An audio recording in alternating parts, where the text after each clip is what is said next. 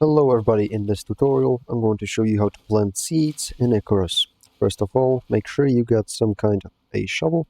I'm going to be using the iron shovel.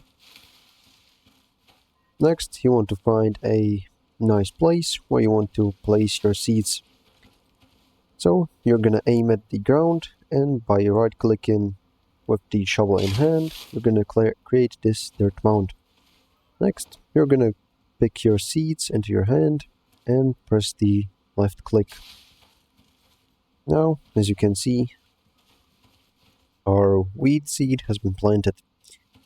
You can water this or fertilize it to make it grow faster, or you can use the